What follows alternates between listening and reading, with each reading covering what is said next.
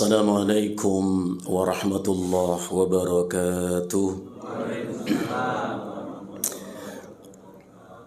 Alhamdulillah hamdan katsiran tayyiban mubarakan fihi mubarakan alaih kama yuhibbu rabbuna wa yarda. Asyhadu an la ilaha illallah wahdahu la syarika lah.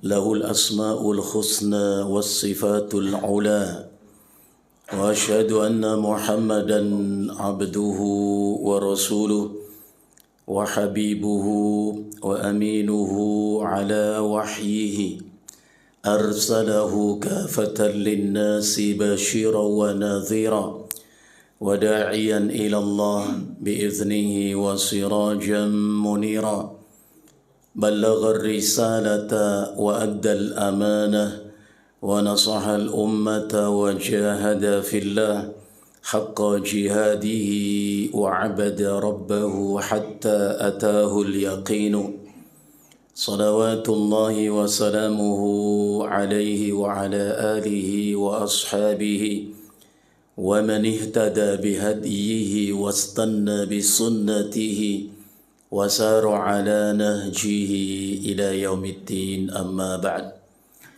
اللهم إنا نسألك علما نافعا ورزقا طيبا وعملا متقبلا اللهم إنا نعوذ بك من علم لا ينفع ومن قلب لا يخشع ومن نفس لا تشبع ومن دعوة لا يستجاب لها.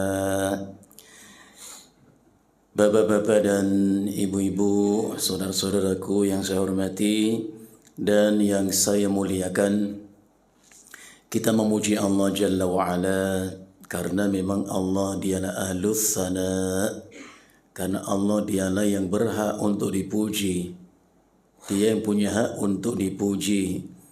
Karena memuji itu artinya menyebut kebaikan-kebaikan. Memuji artinya mengakui akan kesempurnaan.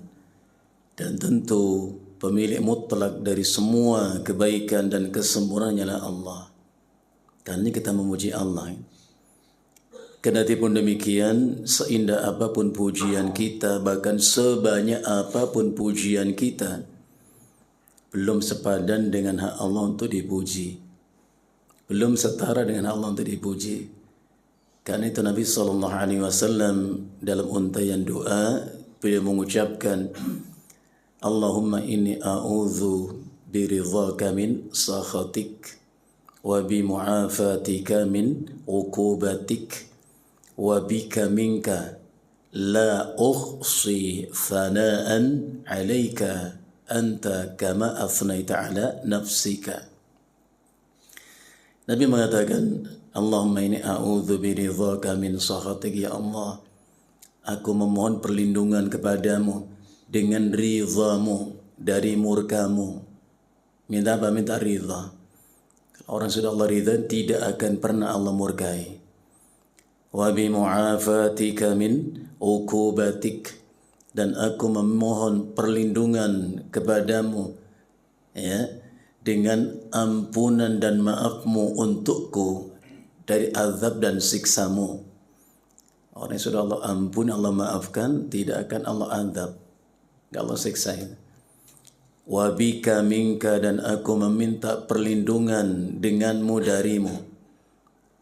Kalimat berikutnya Rasulullah mengatakan, La uhsi thana'an alaik. Apa makna kalimat itu? Iqsa itu artinya menghitung. La uhsi, tak mampu aku menghitung ya Rabb. Thana'an alaik, seberapa banyak kepujian-pujian yang mesti aku memujimu dengan itu. La ilaha illallah. Tidak mampu kita menghitung seberapa banyak kita harus memuji Allah. Sebanyak apapun, seindah apapun, belum setara Allah untuk dipuji. Anta kama asnaita ala nafsik, sebagaimana engkau memuji dirimu. Kemudian kita juga memuji Allah sebagai ungkapan syukur atas nikmat-nikmat Allah. yang sedemikian banyak yang Allah anugerahkan kepada kita, kenikmatan-kenikmatan yang sungguh tak pernah mampu kita menghitungnya. Seperti Allah sebutkan dalam surat Ibrahim ayat 34. Di pertengahan ayat itu Allah berfirman, wa in ta'udtu ni'matallahi la tuhsuha. Yang artinya, dan apabila kalian hendak menghitung nikmat-nikmat Allah, la tuhsuha, kalian tak mampu menghitungnya. Artinya kalau kita ingin mengetahui seberapa banyakkah sudah nikmat-nikmat Allah yang Allah berikan kepada kita, tak mampu kita menghitungnya. Bahkan andai setiap gerak nafas kita dengannya kita bersyukur, andai dengan setiap detak jantung kita dengannya kita bersyukur, belum sepadan dengan hak Allah untuk disyukuri nikmat-nikmatnya itu.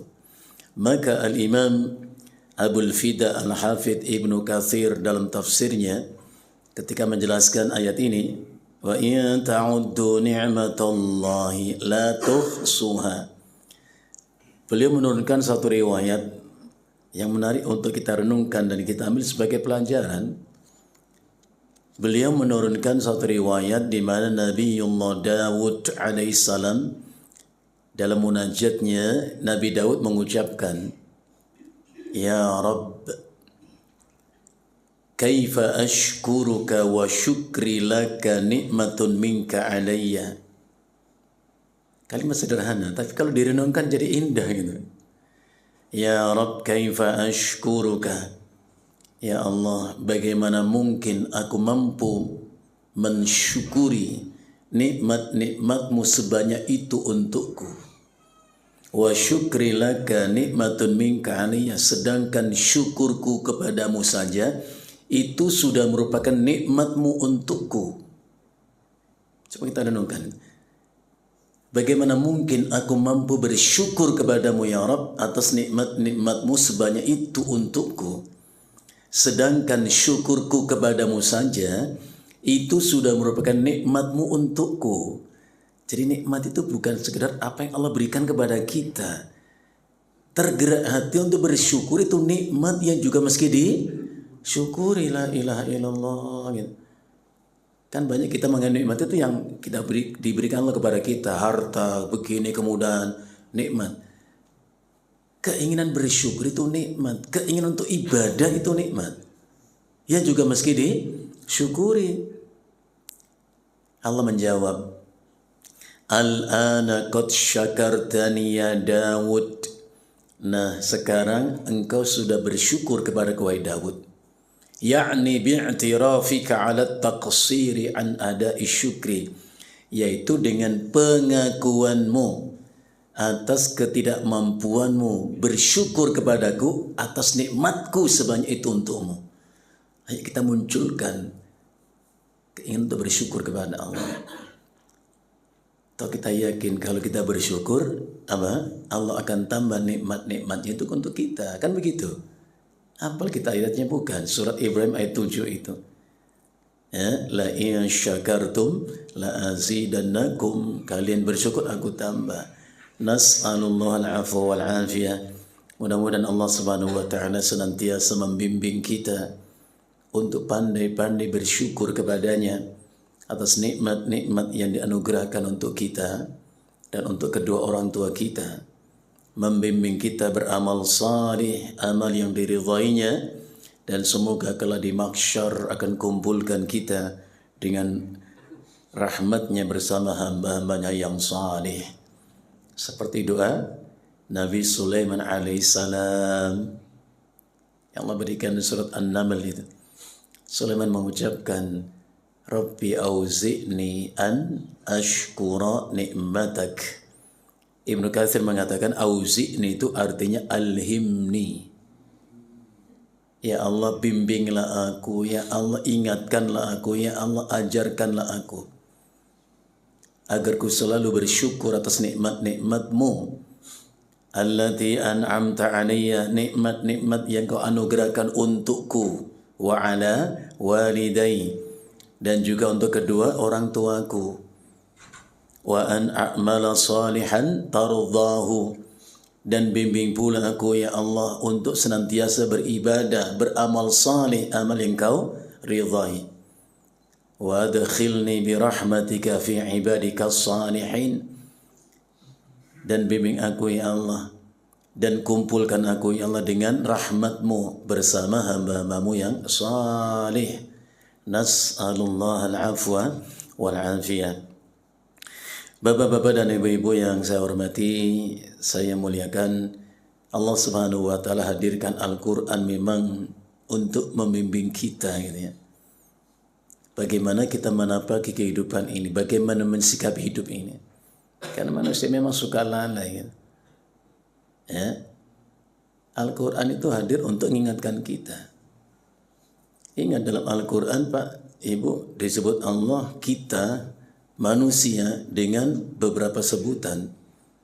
Di antaranya Allah menyebut kita dengan sebutan An-Nas. Ya, An-Nas ya. Artinya manusia. Diulang-ulang Allah kata An-Nas itu sebanyak 179 kali. Kita juga disebut Allah dengan Al-Insan. Allah ulang sebanyak 56 kali.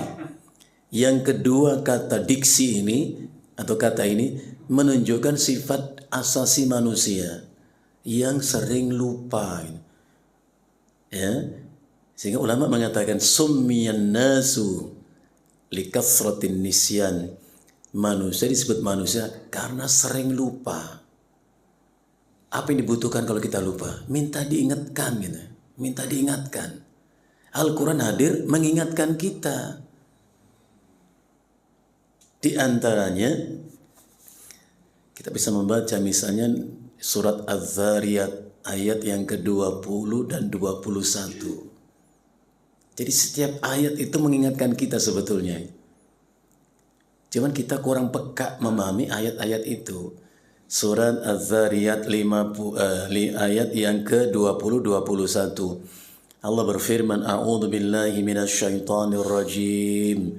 Wa fil ardi ayatun lil muqinin wa fi anfusikum afala tubsirun. Allah ngajak kita berbicara. Allah berfirman wa fil ardi, dan di atas bumi ini. Di atas bumi ini ayatun, terdapat ayat, tanda, bukti akan sempurnanya kehendak dan kuasa Allah. Untuk siapa? Lil muqinin ay mustaiqinin, untuk orang yang meyakini Allah dengan segala kemutlakan dan kuasa Allah. Yakin.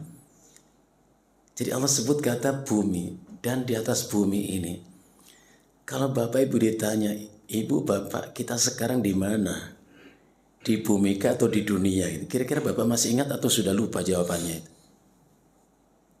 Nggak ada jawaban ternyata. Bapak, Ibu, saya ulang lagi. Kita sekarang ada di mana? Di bumi kah atau di dunia? Bukan di bumi, Pak.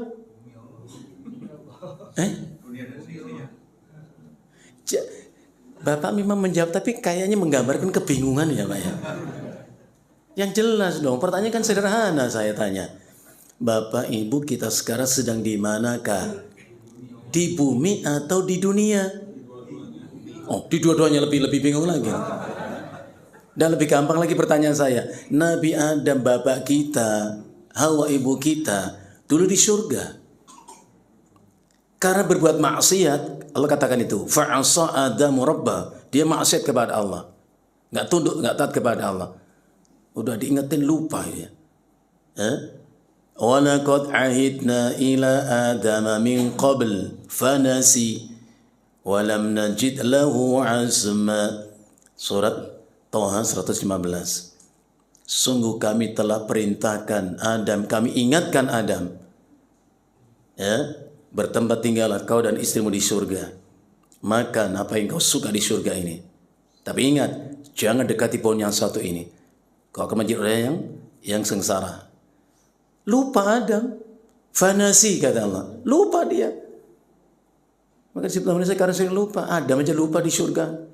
Langsung dengar dari Allah peringatan itu, perintah itu. Lupa. Lalu kita masih di bumi begini, di dunia begini. Walam najid lahu azma, dan kami tidak mendapati keinginan kuat pada diri Adam itu. Manusia itu lemah, Pak. Lemah manusia itu. Gampang menyerah dan putus asa. Azm itu artinya semangat yang kuat. Allah mengatakan walam najid lahu azma. Kami tidak mendapati keinginan kuat pada Adam itu. Lemah manusia itu, gampang putus asa. Diturunkanlah Adam dari surga itu. Pertanyaan saya, diturunkan kemana? Ke bumi atau ke dunia? Bukan, tadi bilang dunia. Bukan, bumi. Bukan di dunia. Bukan. Terus apa bedanya dunia dan bumi? Sama. Enak banget jawabannya ya. Selesai ngaji kalau begini, Pak. Beda atau sama sih dunia dan bumi ini, Pak? Bedanya di mana? Ustaz tanya lagi. Ya memang harus begitu. Supaya jelas. Bumi bagian dari dunia dan dunia bagian dari bumi. Mantap. Bapak Ibu yang saya hormati, saya muliakan. Manusia itu terikat oleh dua dimensi, dua sisi. Sisi waktu dan sisi tempat, space atau ruang. Gitu saja. Dari sisi dimensi waktu namanya dunia. Dari sisi ruang, tempat, space namanya bumi. Maka orang kalau meninggal, disebut meninggal dunia. Gak ada meninggal bumi, jasanya masih di bumi. Jadi dunia itu waktu. Maka Allah mengatakan wamal hayatut. Gak ada wamal hayatul ardi. Kehidupan dunia, gak ada kehidupan bumi itu gak ada. Karena bumi itu ruang, tempat. Dunia, waktu. Ya, maka orang yang mati, wafat disebut meninggal dunia. Habis waktunya. Ya. Dimandikan jasadnya, dikafani, disolatkan, terus dikebumikan. Bukan dikeduniakan. Bapak salah ucap kalau telah meninggal bumi. Fulan bin Fulan habis dimandikan, dikafani, disolatkan, dikeduniakan. Enggak. Maka orang mati minta kembali ke dunia, bukan ke bumi. Masih di bumi dia. Tengok surat Al-Mu'minun 99-100. Allah berfirman, hatta idza jaa ahadahumul maut, sampai ketika kematian datang kepada seseorang di antara mereka, mati dia. Qala rabbi rji'uni, ya Allah kembalikan aku. Kemana? Bukan ke bumi, ke dunia. Karena lawan kata bumi itu langit, bumi langit, dunia lawannya akhirat. Orang yang mati itu masuk ke dimensi akhirat. Ya. Dia minta kembali ke dunia. Untuk apa? Nanti minta diberi kesempatan. La'alli a'malu salihan fima taraktu. Supaya aku bisa beramal soleh, amal yang dulu aku tinggalkan. Nah, itu bedanya, Pak. Selang lagi. Nanti kalau ketemu lagi ditanya, jangan bingung, Pak. Bumi itu space atau ruang atau tempat. Sedangkan dunia itu adalah waktu, dimensi waktu. Ya. Dan Allah berfirman, wa fil ardi, dan di bumi ini ayatun, terdapat ayat, tanda bukti sempurnanya kehendak kuasa Allah bagi orang yang percaya. Yaitu ayat-ayat kauniyah maksudnya. Wa fi anfusikum, dan ayat-ayat itu juga ada dalam diri kalian. Jadi ayat tanda bukti kuasa Allah ada dalam diri kita. Mohon maaf, saya kayaknya perlu minum, Pak. Bismillah. Dan ayat-ayat itu pun ada pada diri kalian. Afala tubsirun? Allah tanya sama kita. Apa kalian tidak melihat, tidak memperhatikan? Maka Qatadah radhiyallahu an ketika membaca ayat ini, beliau mengatakan, "Lau tafakkara al-insanu fi khalqi nafsihi la'alima annahu khuliqa wa luyyinat a'dha'uhu liibadati rabbih." Kata beliau begitu.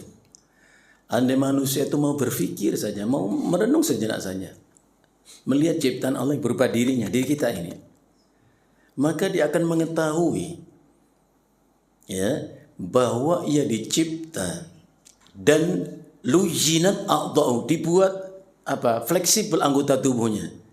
Luyyinat itu dibuat fleksibel anggota tubuhnya. Untuk apa? Li ibadati rabbih, untuk ibadah kepada Allah Rabbnya gitu. Jadi didesain Allah kita ini bukan untuk ibadah.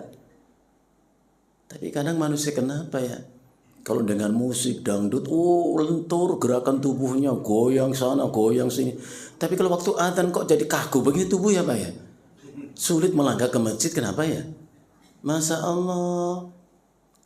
Jadi dalam diri kita ini ada ayat-ayat Allah. Misalnya dalam Al-Quran, Allah Subhanahu wa Ta'ala berfirman,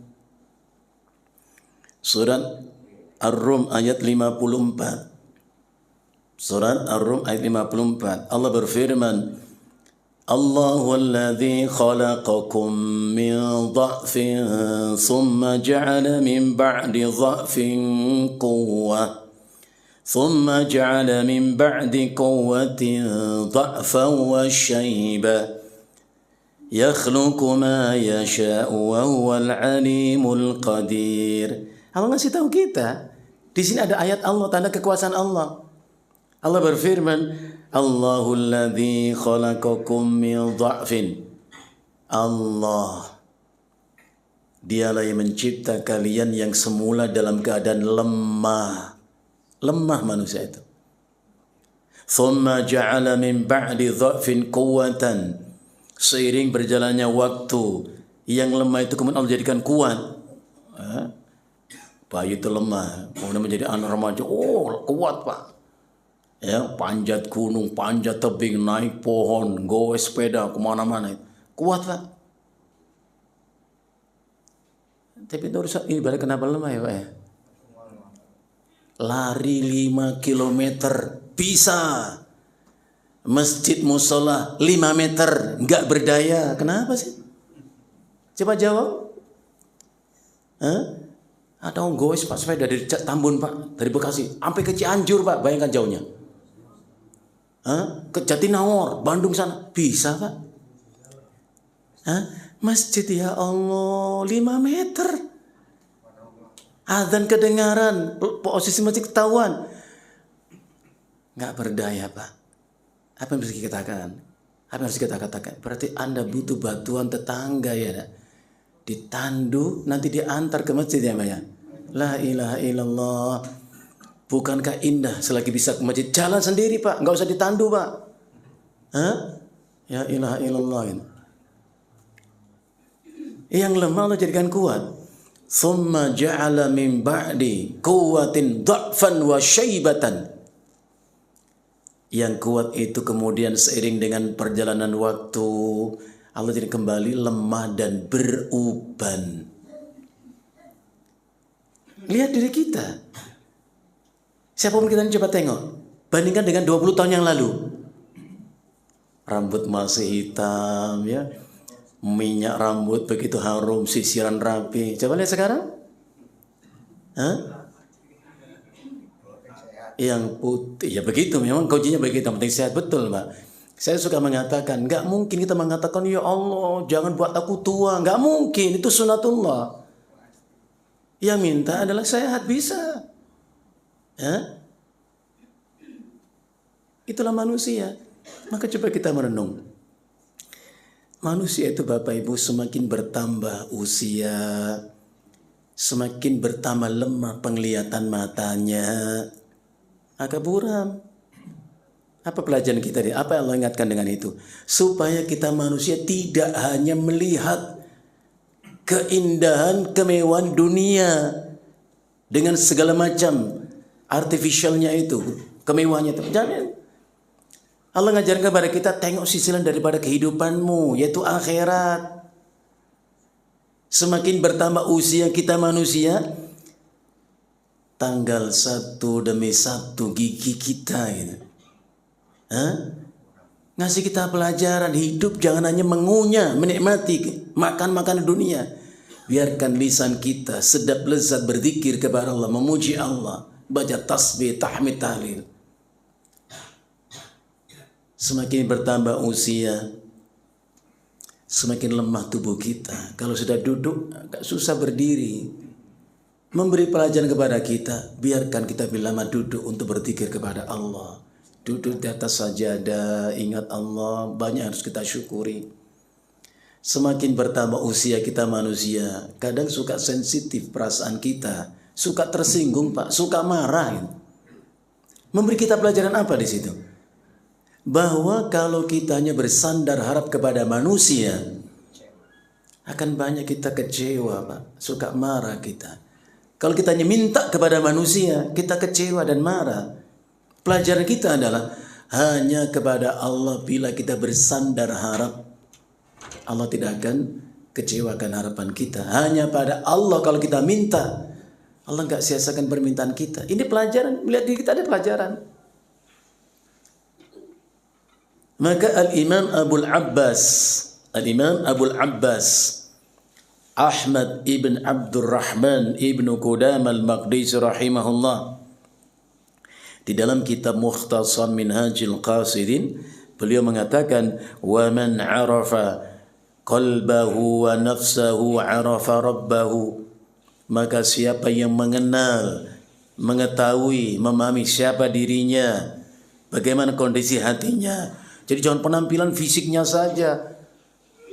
Kalau udah nyisir ganteng, cantik itu bangganya Masya Allah gitu. Bahwa jadi tengok hati kita ini, jiwa kita ini. Siapa yang mengenal hati dan jiwanya, arafa rabbahu, maka ia akan mengenal Allah Rabbnya.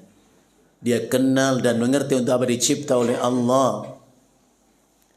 Wa aktsarun nasi jahiluna biqulubihim wa anfusihim, namun banyak dan bahkan kebanyakan manusia jahiluna, bodoh, tidak mengenal hati dan jiwanya. Masya Allah, alih-alih mengenal Allah Rabbnya, dirinya nggak tahu kok. Dirinya nggak tahu. Termasuk kalau Bapak Ibu perhatikan surat Az-Zumar 42 ya. Kita baca pelan-pelan, benar bacaannya, tengok arti dan maknanya, maksudnya apa ayat ini. Allahu yatawaffal anfusa hina mautiha wallati lam tamut fi manamiha فيمسك التي قضى عليها الموت ويرسل الأخرى إلى أجل مسمى إن في ذلك لآيات لقوم يتفكرون. Allah berfirman, Allah yatawaffal anfusa hina mautiha, Allah dialah yang mewafatkan, mematikan jiwa, mematikan seseorang di saat datang kematiannya. Kan sering kita mendengar berita kematian. Kok mati sih itu orang? Allah yang mematikan, karena sudah datang waktu kematiannya. Maka Rasul kalau mendengar berita kematian, beliau mengatakan, qad atahu ma wa'adahu rabbuh, sungguh sampai untuknya apa yang Allah janjikan kepadanya. Apa itu? Kematian. Yang mematikan itu Allah. Yang menarik untuk kita ambil pelajaran adalah wallati lam tamut fi manami. Waw itu ataf, kata sambung yang artinya dan Allah juga yang mewafatkan, mematikan jiwa seseorang yang belum datang kematiannya di waktu tidurnya. Maka Syekh Utsaimin rahimahullah taala mengatakan an-naumu syaqiqul maut, tidur itu saudara kembarnya mati. Jadi kalau Bapak disuruh milih enak mana, melek atau merem gitu loh, terjaga atau tertidur, enak mana Pak? Enak terjaga. Melek itu banyak bisa kita lakukan. Nah, kalau tidur apa bisa dilakukan? Tidur itu saudara kembarnya mati. Maka bapak kalau bangun tidur, ibu bangun tidur kan mengucapkan Alhamdulillah alladzi ahyana ba'dama amatana wa ilaihin nusyur. Itu kata hanya kita ucap sebagai doa bangun tidur. Ya kalau bisa bangun, kalau nggak bangun gimana? Loh, iya makanya apa mana di balik kalimat itu? Segala puji bagi Allah yang telah kembali hidupkan kami setelah ia mematikan kami. Jadi kalau kita bisa bangun tidur semalam pulas tidur kita, pulas nikmat tidur, refresh tubuh kita, sehat tubuh kita. Siapa yang membuat kita bangun? Aku bangun sendiri. Sombong kita ini. Ayat itu mengajarkan kepada kita, fayumsikul lati qada 'alaihal mauta.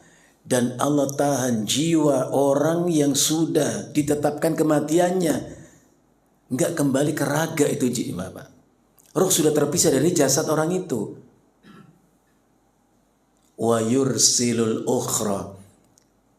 Dan Allah lepas kembali jiwa yang lain, kembali ke raga, melek lagi kita.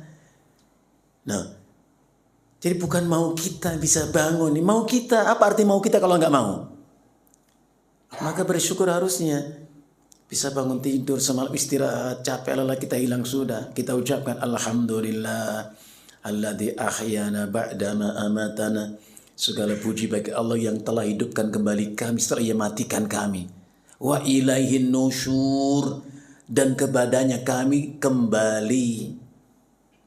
Ini bagi yang belum mati, Pak, tapi sadar kembali. Apa pesannya di situ, Pak? Bahwa kemanapun langkah kaki kita ayunkan, sesungguhnya ayunan-ayunan langkah itu hanya mengantarkan kita ke titik kembali kepada Allah sebetulnya. Harus diingatkan diri kita.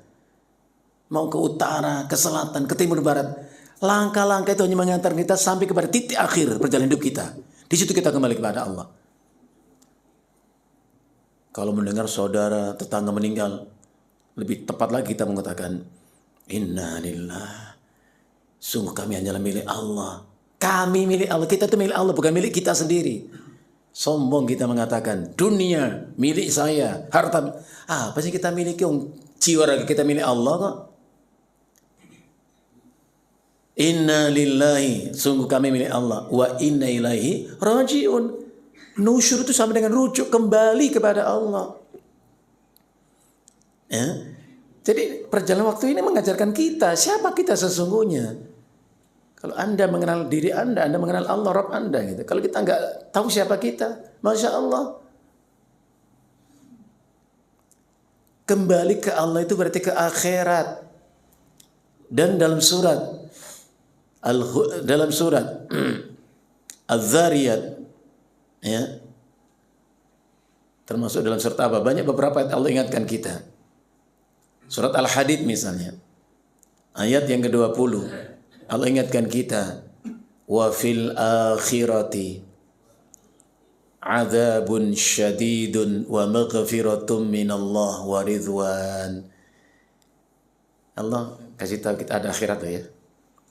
Ada akhirat setelah dunia. Dan di akhirat itu kata Allah ada azab yang sangat pedih, adzabun syadidun, azab yang keras. Di mana? Di neraka.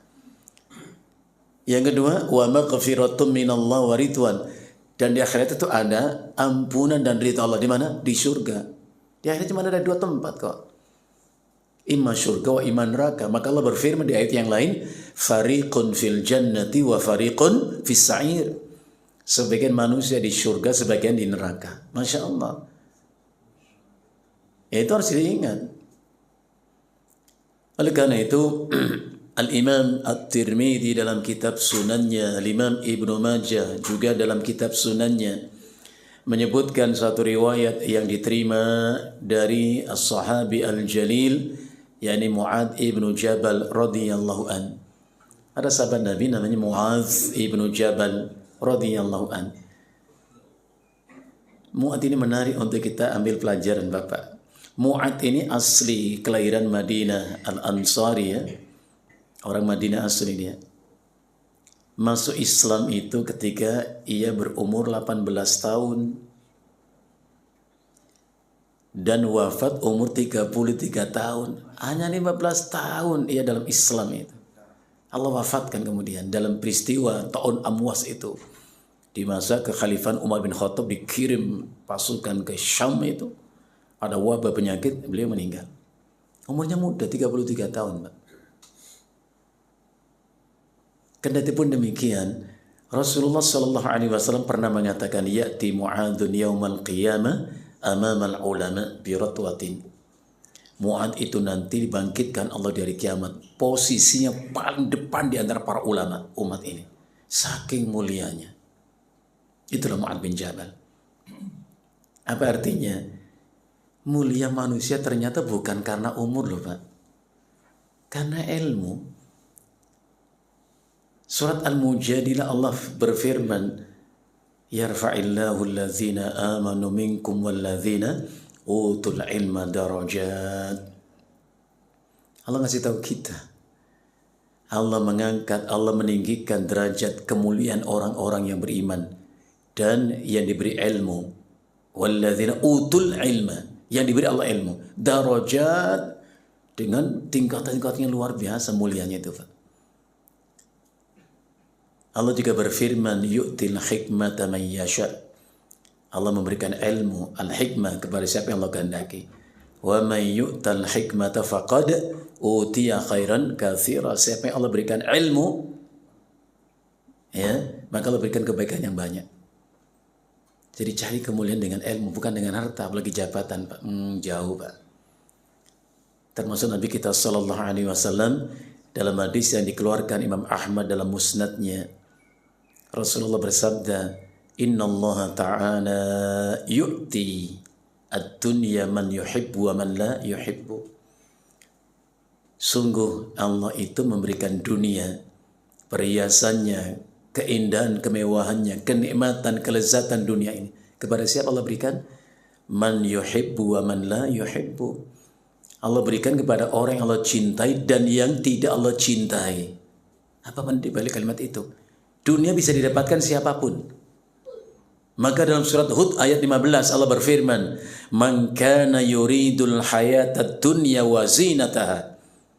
Siapa yang menginginkan kehidupan dunia dan perhiasannya, dia berupaya all out untuk mendapatkan dunia ini, dikerahkan pikiran tenaganya. Apa Allah mengatakan? Nuwaffi ilaihim a'malahum fiha. Maka kami sempurnakan hasil usahanya. Ya. Wa hum fiha la yubkhasun. Dan mereka enggak dirugikan, mau mukmin mau kafir, dia berpayah pemilihan dunia dapat dengan izin Allah. Ya, Allah enggak pilih-pilih urusan dunia, dikasih semua. Kenapa? Karena dunia enggak ada arti bagi Allah. Sampai-sampai Rasulullah mengatakan, "Lau kanatid dunya ta'dilu 'indallahi janaha ba'udah." Andai dunia itu ada nilainya, ada value-nya di mata Allah, walaupun nilainya hanya setara dengan 11 sayap nyamuk saja, kata Nabi.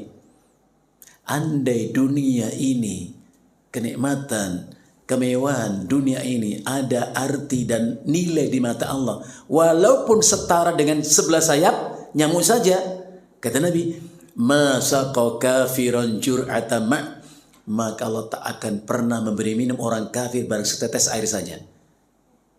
Kalau masih ada arti dunia itu di mata Allah. Nggak ada arti apa-apa di mata Allah.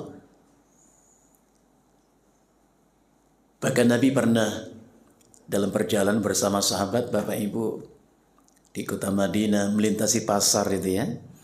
Di pinggir pasar itu Rasulullah mendapati ada seekor bangkai kambing.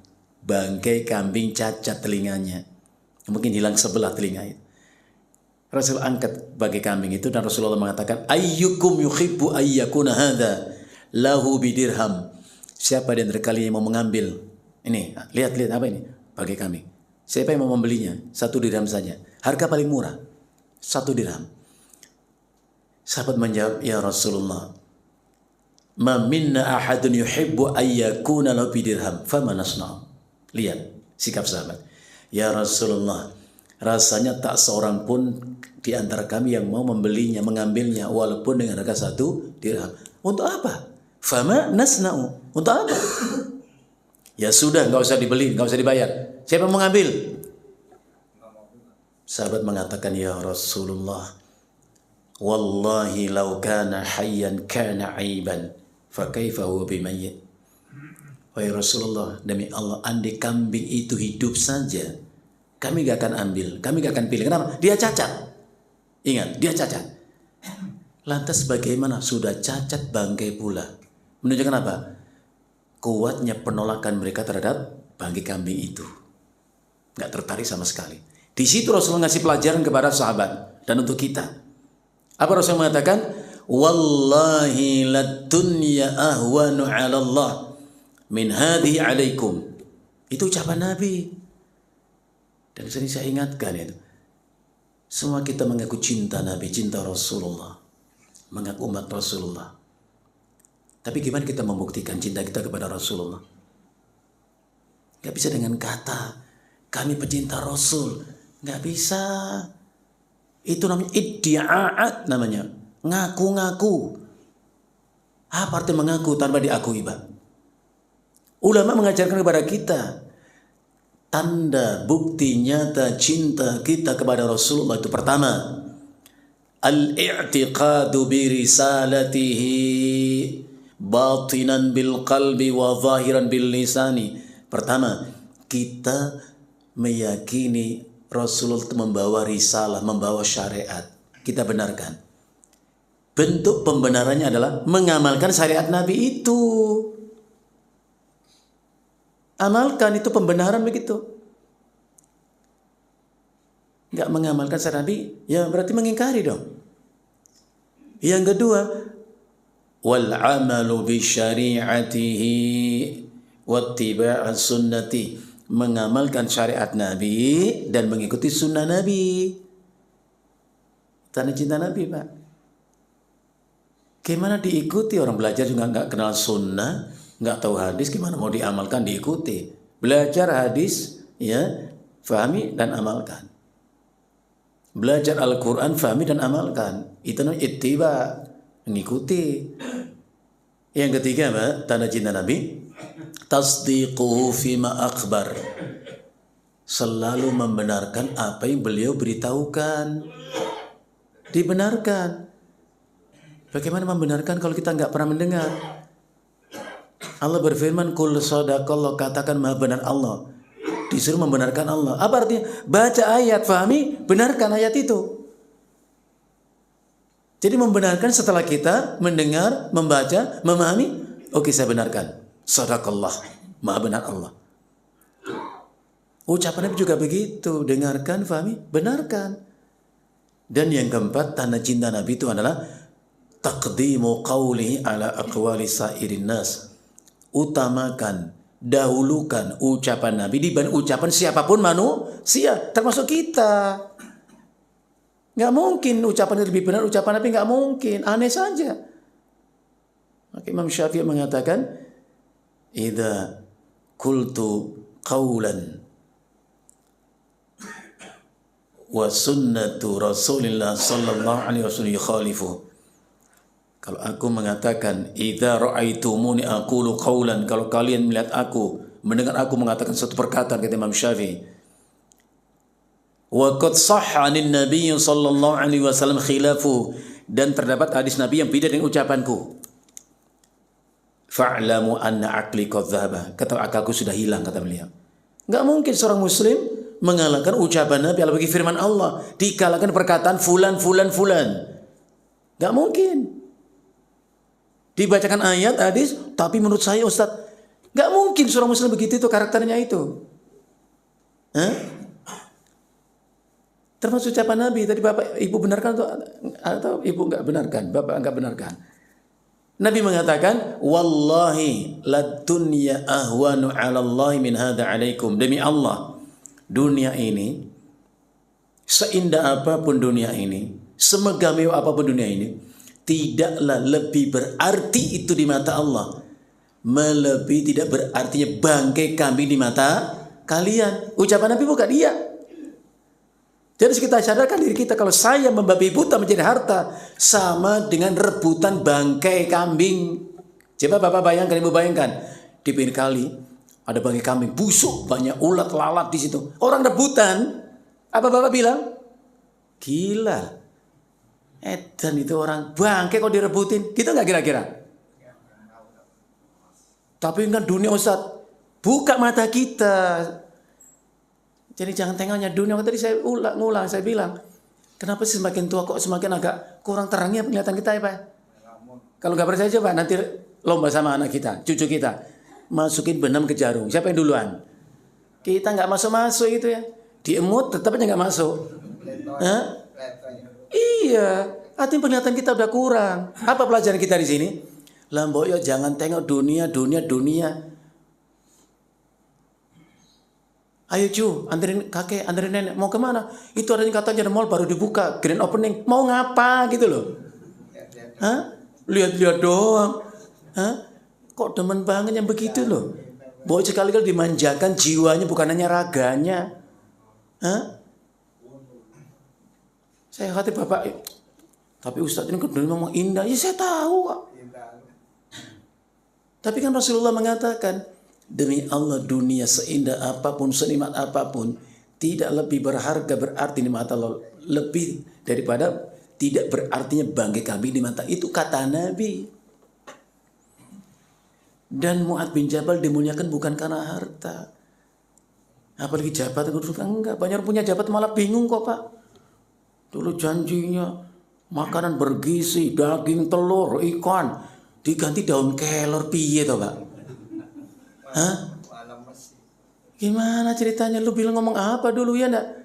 Maka jangan suka berjanji lah. Banyak orang habis janji itu kelimpungan mau janji. Hah? Anak kita dikatakan kelor, enggak usah, kami makan sendiri. Nanti kita kasih makan anak kita. Asal pepen jangan dinaikin kan begitu kan? Biar kami tetap punya kerjaan kan bisa kami kasih makan. Kami tahu selera makan anak kami Pak. Enggak usah Anda kasih makan anak kami ya enggak? Kasih daun kelor. Hah? Emang ngepretin jin atau apa itu ya enggak? Hah? Makanya jangan banyak berjanji. Hah? Jadi mulianya manusia karena ilmu. Maka kita cari kemuliaan dengan ilmu itu. Mu'adz bin Jabal begitu mulianya. Karena usianya muda Pak. Wafat 33 tahun. Kita 2 kali lipat umur Mu'adz bin Jabal mungkin. Ya? Maka saya mengatakan bicara umur Bapak Ibu hanya urusan waktu. Kita itu diem saja nggak ngapa-ngapain. Pagi ketemu siang, siang ketemu sore, sore ketemu malam, ketemu pagi lagi. Tua Pak. Tambah umur kita. Otomatis ini dengan waktu Pak. Tapi ilmu itu nggak akan serta-merta tambah seiring pergantian waktu, enggak. Meski dicari, diupayakan. Ya kita diem saja begini Pak. Tahun 2020, 2021, 2023, 2022, tua Pak. Putih aja rambut ini kemudian. Jadi jangan bangga dengan umur. Lihat saya ini, 70 tahun, 80 tahun, mau ngapa gitu loh. Itu kan hanya terbawa umur, terbawa waktu saja Pak. Tapi kalau ilmu, amal soleh, butuh diikhtiarkan. Di situ Allah muliakan kita. Bapak Ibu yang saya hormati, saya muliakan. Mu'adz bin Jabal radhiyallahu anhu pernah bertanya kepada Nabi sallallahu alaihi wasallam, "Ya Rasulullah, akhbirni bi'amalin yudkhiluni al-jannata wa yuba'iduni minan nar." Ini orang sadar akan adanya akhirat Pak, bukan dinambubukan oleh dunianya saja. Wahai Rasulullah, beritahukanlah kepadaku tentang amalan apakah yang memasukkan aku ke dalam syurga dan menjauhkan aku dari neraka. Fadilatul Syekh Utsaimin rahimahullah taala menjelaskan ucapan Mu'adz ini menunjukkan apa? Mengisyaratkan apa? Bahwa sahabat Nabi, para sahabat termasuk Mu'adz bin Jabal itu sangat senang untuk mengetahui kebaikan-kebaikan dan kemudian mengamalkannya. Khirsuhum 'alal khair, senang kepada kebaikan-kebaikan. Baik buruk itu hakikat Pak. Tapi kalau enak sama gak enak itu rasa. Hidup itu jangan suka mengikuti perasaan ya Pak. Bapak suka mengikuti perasaannya. Yang dicari enak, seneng, itu perasaan Pak. Tapi kalau baik buruk, hak batil, itu hakikat. Ya. Jangan berburu kenikmatan, kesenangan saja. Yang enak-enak, karena ujungnya jadi nggak enak, Pak. Gitu. Kalau Bapak nyari senang, akhirnya nggak senang. Gitu. Kalau kita hidup hanya pengen makan apa saja, akhirnya nggak boleh makan apa saja. Itulah dunia, Pak. Ya pasti begitu. Hah? Kita ngelihat saudara kita meski cuci darah 2 pekan sekali, Masya Allah, kayak apa rasanya gitu. Kita kan hanya cuci kaki, cuci tangan baru. Ya, gitu. Bersyukur sebetulnya. Jadi jangan berburu. Hidup itu dipuas-puaskan begitu. Maka Allah Subhanahu wa taala ingatkan kita, kulu washrabu wala tusrifu. Makan, minum jangan berlebihan. Bapak Ibu pernah nggak merenung aja sebentar itu? Apa ini maksud Allah dengan jangan berlebihan? Apa? Ada riwayat mengatakan, minas sarafi antakula kullama ishtahaita. Di antar bentuk berlebihan itu adalah engkau memakan apapun yang kamu suka. Bayangkan orang kaya, duitnya banyak, selera makan tinggi, bisa beli apa saja. Boleh nggak itu dilakukan? Bapak kaya raya, bisa mewujudkan mimpi menjadi nyata, Pak. Makan apa saja bisa, Pak. Boleh dimakan semuanya? Karena kita mampu? Nggak boleh, Pak. Islam melarang itu. Orang mukbang, makan apa? Haramnya begitu. Hah? Jadi jangan mengatakan, kan duit saya, selera makan saya. Anda seorang muslim bukan? Islam nyuruh kita makan, minum, oke, betul. Yang dilarang adalah as-saraf, berlebihan. Itu tadi ukuran berlebihan. Anta kullama ishtahaita. Kau makan apapun yang kamu suka. Makan sushi harganya puluhan juta. Ya? Makan daging sapi wagyu puluhan juta. Memang situ bisa beli ke orang kaya. Itu dilarang yang begitu. Anda tidak punya kepekaan rasa dengan orang lain. Situ pamer kemewahan, pamer kenikmatan, makan, minuman, pakaian. Seberang sana orang susah hidup. Makan karak, makan nasi aking. Kok bisa tega itu manusia ini? Nggak punya kepekaan rasa. Ya? Jadi harus sederhana, Pak. Maka Rasulullah mengatakan di antara yang menyelamatkan kita itu adalah al-qasdu fil ghina wal faqr. Bersikap sederhana, imma dalam kekayaan atau dalam kefakiran. Kalau orang fakir sederhana memang lebih gampang, memang nggak punya, tinggal nahan diri saja. Yang repot kalau udah kaya, Pak. Kalau nggak pamer kok nggak enak banget loh. Saya suka mengatakan makan minum itu kebutuhan raga kita, Pak. Bapak Ibu makan di ruang makan di rumah sendiri, urusan ibu bapak. Keluar sehat bisa ibadah, itu tujuan kita. Sekarang di zaman kita, Pak, makan minum bukan hanya untuk kebutuhan perut, tapi bisa flexing di situ, bisa pamer. Makanannya apa? Allahu Akbar, diposting di mana-mana. Emang kita apa urusan kita? Pakaian itu, Pak, hanya menutup aurat, Pak. Fungsi menutup aurat. Cukup sudah. Di zaman kita nggak cukup sekedar menutup aurat. Lihat mereknya apa, ini pakaiannya, berapa harganya. Allahu Akbar. Jadi norma sudah terjungkir balik gitu, sombong di mana-mana. Jadi sahabat ngerti betul, ingin tahu kebaikan diamalkan. Yang kedua, sahabat mengerti betul bahwa kenikmatan surga hanya bisa diperoleh dengan amal, bukan dengan angan-angan. Sebagaimana azab neraka itu bisa dijauhi dengan amal, bukan dengan angan-angan. Makanya Rasulullah mengajarkan doa kepada Aisyah radhiyallahu anha. Di antara doa itu Rasulullah mengatakan, Allahumma inni as'alukal jannata wa ma qarraba ilaiha min qaulin aw amal. Ya Allah, sungguh aku meminta kepadamu surga dan apapun yang bisa mendekatkan aku ke dalam surga itu, yang berupa ucapan atau perbuatan. Jadi nggak hanya minta surga, minta kepada Allah amalan apa yang bisa mendekatkan kita ke surga itu. Wa a'udzubika minan nar, dan aku meminta perlindungan kepadamu ya Allah dari azab neraka dan apapun yang bisa mendekatkan aku ke neraka itu. Aku minta perlindungan. Min qaulin aw amal, yang berupa perkataan perbuatan. Indah Bapak Ibu doa kita. Allahumma inna nas'aluka ridhoka wal jannah wa na'udzubika min sakhatika. Itu bagus doa itu. Tapi coba sedikit merenung aja itu. Merenung sedikit aja. Ya Allah, aku minta kepadamu ridhomu dan surgamu. Bagaimana mungkin minta ridho Allah, sedangkan amal perbuatan dibenci oleh Allah? Gimana ceritanya sih? Kalau minta ridho Allah berarti sesuaikan amal kita adalah amal Allah ridhoi, baru dapat ridho Allah gitu loh. Bagaimana minta surga, sedang amal kita menyeret kita ke neraka? Ini orang bingung apa-apa ya. Oh ibadah ya ndak, maksiat aja, ngarep surga. Boyo mikir dikit aja itu, nanti ketemu itu kebenaran itu gitu. Tapi kan Allah itu Maha Penyayang. Ya kita tahu Allah Maha Penyayang, Maha Pengampun. Tapi kau lupa, Allah itu keras adabnya. Ya tak? Allah itu bukan hanya Maha Pengampun, Penyayang. Allah itu keras. Syadidul iqab itu loh.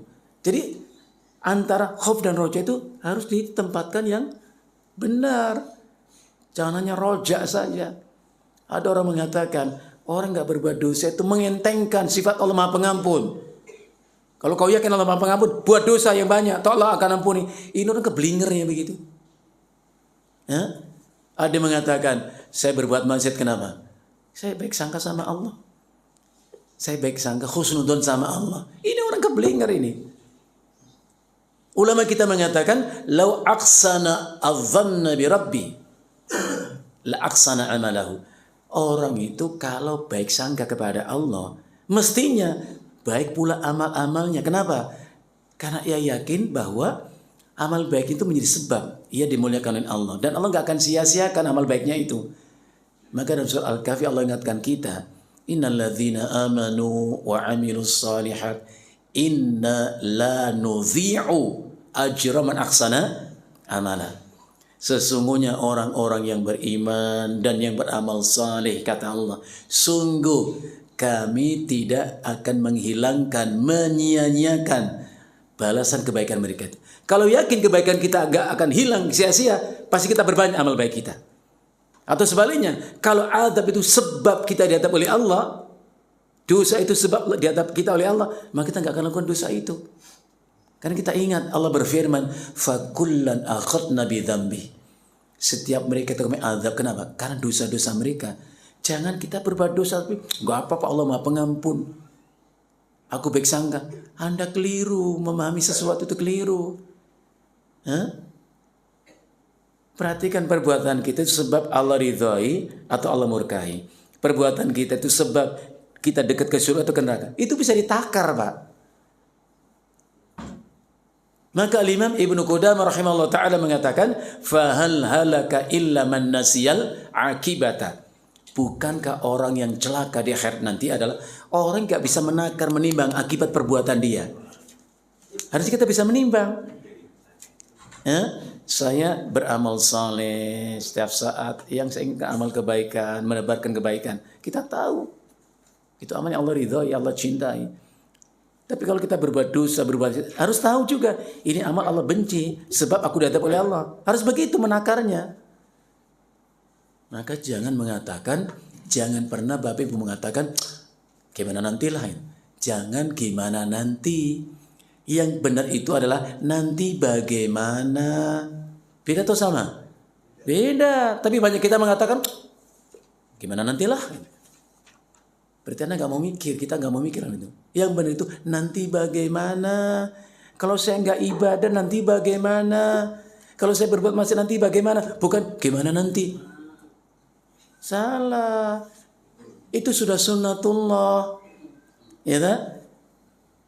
Innal ladzina amanu wa amilus salihat kan lam jannatul firdausi nuzula. Jelas Allah katakan.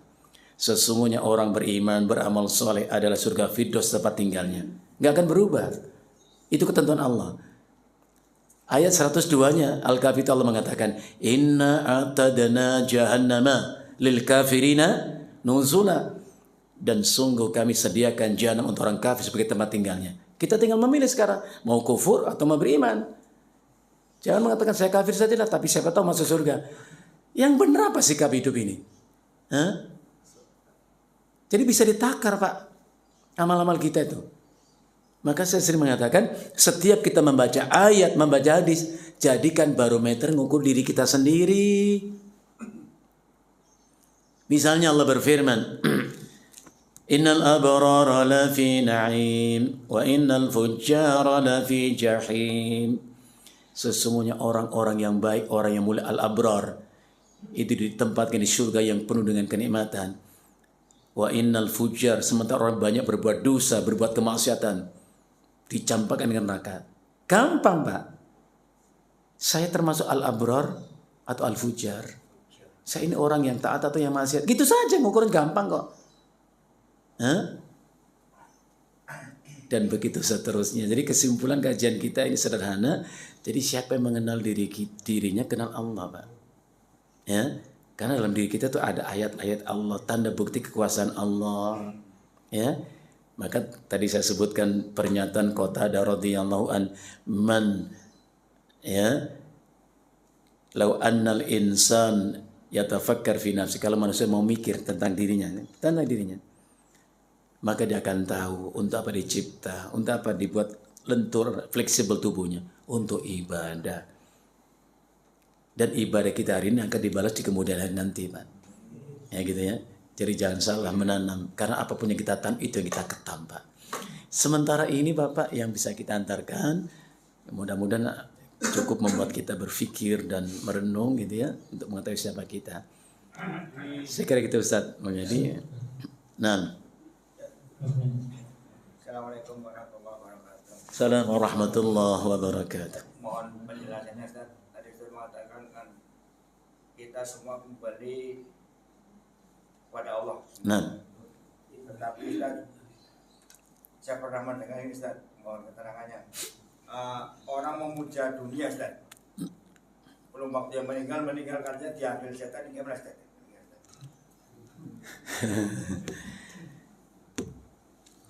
Kalla innal insana la yatgha. Kan begitu ayatnya. Tidak demikian, manusia memang kelewatan. La yatgha tughyan itu kata Ibnu Qayyim mujawazatul haq, melampaui batas. Enggak bisa diingatkan itu. Kapan itu? Ar-ra'ahu istaghna. Kalau dia merasa kaya, merasa berkuasa, merasa cukup punya segalanya, dia suka melampaui batas. Apa kalimat berikutnya? Inna ila rabbikar ruj'a. Apa artinya kalimat itu? Itu jawabannya. Sesungguhnya kepada Rabbmu semuanya dikembalikan. Mau mukmin, mau kafir, kembali kepada Allah, Pak. Kembali kepada Allah. Hah? Gak ada yang kembali kepada siapa, semuanya kembali kepada Allah. Tengok ujung surat Ibrahim itu, Allah berfirman, ya, yauma tubaddalul ardu ghairal ardi was samawat. Hari itu diganti Allah bumi dengan bumi yang lain, begitu pula langit. Wa barazu lillahil wahidil qahar. Semuanya datang menghadap Allah yang Maha Esa lagi Maha Perkasa. Untuk apa? Mereka didatangkan nanti menghadap Allah. Liyajziyallahu kulla nafsim ma kasabat, supaya Allah memberi balasan untuk masing-masing orang sepadan dengan perbuatannya. Semuanya kembali kepada Allah. Yang mukmin, yang beriman di surga, yang kafir di neraka. Itu begitu, nggak ada yang digondol setan atau mati ya, memang ketentuannya Pak. Kayak kemarin Bapak Ibu dengar viral itu ya di Surabaya. Kita juga pedih banget melihatnya ya. Musim hujan deras begitu ya. Ada 3 anak itu bayi itu kecil kecemplung. Allah, saya itu ya Allah kasihan gitu. Itu padahal selokan, bukan laut ya Pak ya, selokan. Karena deras arusnya keprosok kaki sebelahnya langsung hilang. 2 hari kemudian baru ditemukan, kemarin ditemukan. Ya sudah wafat Pak. Ya mau itu tadi Pak. Surat apa Az-Zumar 42. Ingat-ingat, Allahu yatawaffal anfusa khina mautiha. Allah dialah yang mewafatkan, mematikan jiwa orang. Allah sudah datang waktu kematiannya. Itu sebab saja. Tolong Bapak kita ingat ya. Sebelum kita itu ke dunia sudah Allah takdirkan, Pak. Janin dalam rahim 120 hari dalam kandung ibunya, ya. Sudah Allah tetapkan 4 ketetapan kan? Ajalnya, rizkinya, amalnya, statusnya. Ajal itu batas akhir hidup. Ada janin itu hidupnya hanya di dalam rahim. Keluar udah wafat dia. Ada lahir, mati dia juga. Di situ umurnya segitu, Pak. Ada meninggal umur anak-anak. Kayak kemarin. Itu memang takdirnya, Pak. Semua itu takdir. Walaupun takdir itu wilayah Allah. Dan Allah nggak ngasih tahu takdir kita. Wilayah kita adalah hati-hati saja, Pak. Namun sehati-hati apapun, kalau pada menang takdir, tumpul usaha kita itu. Itu kata Nabi kan. La yughni hadarun min qadarin.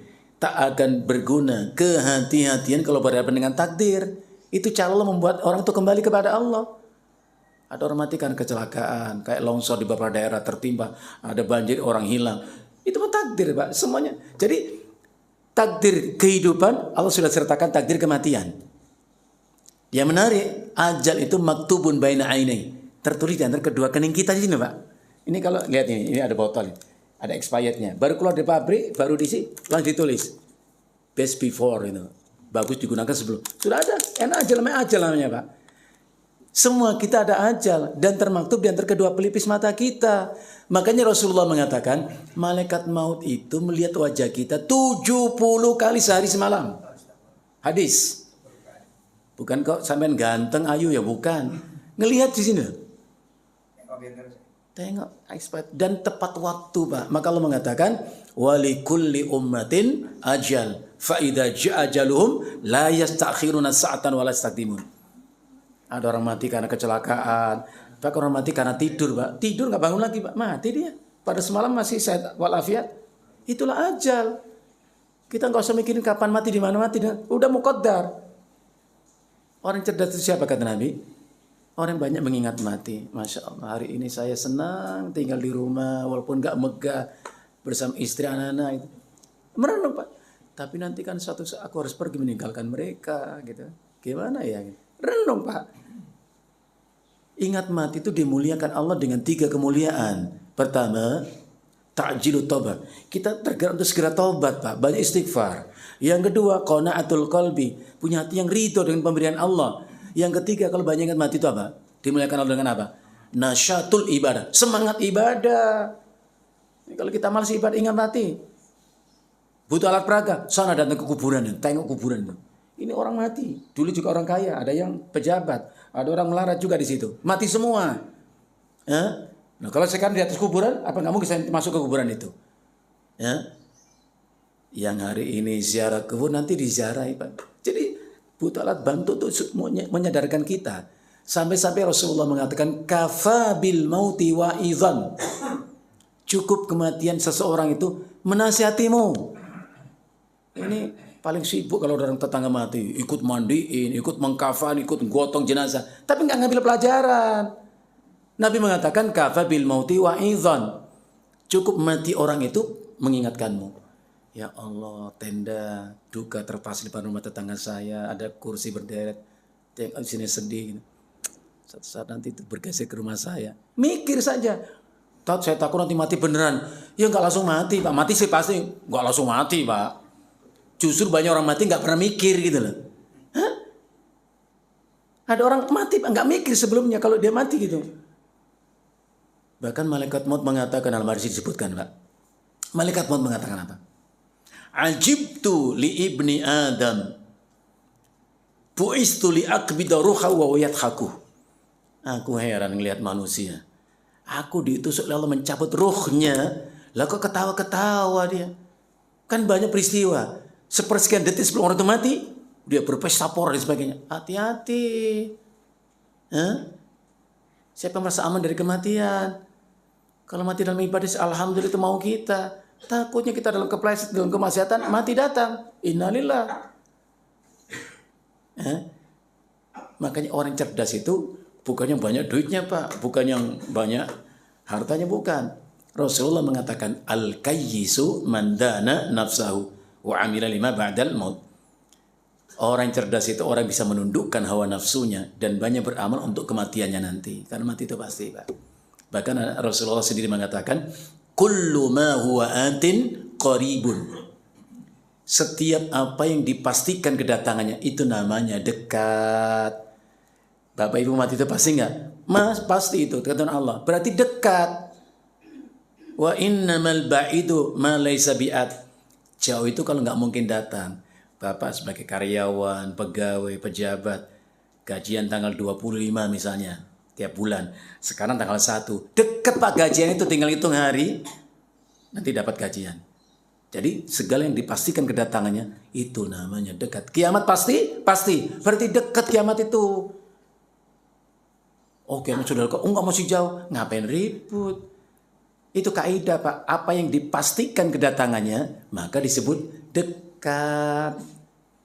Yang jauh itu sesuatu nggak mungkin datang gitu loh. Wallahu a'lam bishawab. Monggo silakan. Ada seorang yang punya penghasilan ratusan juta kan. Kemudian ada kalimat yang mengkritik, dibilang alhamdulillah lah. Itu gimana tuh? Kalimat alhamdulillah itu seperti yang bersyukur. Iya. Banyak orang memahami syukur itu dengan lafaz kalimat diucap dengan narasi alhamdulillah, nggak salah. Adalah gitu, adalah gitu. Alhamdulillah. Lah, ditambah lagi seperti enggak Itu hanya ungkapan. Sebenarnya mungkin maksudnya nggak seperti itu. Hanya ungkapannya alhamdulillah lah. Ya. Artinya saya justru gini Pak. Banyak kita menganggap syukur itu alhamdulillah. Ya. Padahal Ibnu Qayyim rahimahullah ta'ala mengatakan syukrun nikmati mabniun ala salasati arkan. Hakikat syukur itu 3 sebetulnya Pak. Pertama, al-iqrar bin nikmati. Merasa dan mengakui hidup itu penuh dengan nikmat. Orang itu mengatakan dapat rezeki itu kalau dapat uang banyak. Itu. Bisa bangun tidur itu rezeki Allah Pak. Belajar dapat ilmu itu rezeki Allah. Rizkun itu bahasa Arab ya, artinya atau pemberian Allah. Enggak mesti berupa materi, ada value enggak. Bapak bisa bangun pagi ketemu istri Yana gitu. Oh, nikmat itu. Bahkan saya mengatakan andai Allah tidak memberikan nikmat apapun dalam hidup kita, kecuali satu saja nikmat, hidup sudah nikmat dan disyukuri. Kenapa? Karena apa arti harta yang melimpah, rumah yang megah, kalau orangnya sudah enggak ada, meninggalnya. Enggak ada artinya. Udah badannya sehat, hidup kaya, kurang apa Pak? Harus bersyukur. Yang kedua, idzafatu ilal mun'imi biha. Harus diyakini nikmat itu dari Allah Pak. Bukan dari karya kita, dari keringat kita. Maka Abu Lais As-Samarqandi rahimahullah ta'ala mengatakan, Allah yaral muslimu rizqahu minal kasabi wa innama rizqa minallah wa yaral kasabah sababan. Seorang muslim jangan melihat rizkinya itu ditentukan oleh usahanya. Ini sumber rizki saya. Enggak, rizki itu dari Allah. Dia melihat pekerjaan itu hanya sebab saja. Dan sebab gak akan sampai kepada akibat tanpa dikehendaki Allah yang menentukan sebab ke akibat itu gitu loh. Rizki itu dari Allah. Dan yang ketiga ini penting syukur itu. Sarfuha ila mardhatihi. Manfaatkan, pergunakan nikmat untuk apa yang Allah ridho. Itulah syukur Pak. Kenapa? Tolong diingat. Pemberian Allah kepada kita itu tidak berarti pindah kepemilikan. Al-Jalal milik Allah, dikasih kita berarti milik kita. Enggak, tetap milik Allah. Maka Rasulullah nasihati kita. Inna lillahi ma akhada wa lahu ma a'ta. Masya Allah. Sesungguhnya milik Allah apa yang diambil darimu. Karena milik Allah diberikan untukmu. Apa pelajaran kita di sini dari ucapan Nabi ini? Siapa yang memiliki sesuatu akan kehilangan sesuatu. Akan diambil kembali oleh Allah. Hak kita bukan hak milik, tapi al-intifa. Hak untuk memakai, memanfaatkan. Maka jangan salah menggunakan. Ya? Wa kullu syai'in indahu bi ajalin musamma. Semua ada ketentuan di sisi Allah. Ada saat kita menerima sesuatu, senang kita ya. Nanti ada saat kehilangan sesuatu. Itulah hidup begitu Pak. Imam Nawawi mengatakan apa? Allah tidak pernah mengambil apapun yang itu milik kita. Kenapa? Karena sejatinya kita tidak pernah memiliki apa-apa. Sombong, rumah saya, mobil saya, perusahaan saya. Nanti hilang semua Pak. Manusia akan pergi meninggalkan dunia seperti ketika datang ke dunia. Andai tidak ada perhitungan amal, masih mendingan sudah pernah kita merasakan nikmatnya dunia. Ada pertanggungjawaban amal kita Pak. Dari mana kau dapatkan harta itu? Untuk apa kau pergunakan? Ditanya oleh Allah nanti di akhirat. Allah ingatkan kita, "Tsumma latus'aluna yauma idzin anin." Nah, ditanya tentang kenikmatan. Maka hati-hati. Jangan kita tuh gelap mata, kalap mencari harta itu. Jangan. Ya. Wallahu a'lam bishawab. Jadi untuk tamanlah itu kan hanya lahja logat orang aja, Pak. Harapan kita beliau itu bersyukur. Wah, dunia banyak, alhamdulillah lah. Gitu. Itu ungkapan saja. Mungkin saking senangnya. Nggak pakai lah juga sah, Pak. Malah benar itu. Alhamdulillah lah. Gitu. Ya, gitu. Nggak apa-apa insyaAllah, Pak. Ya. Wallahu a'lam bishawab.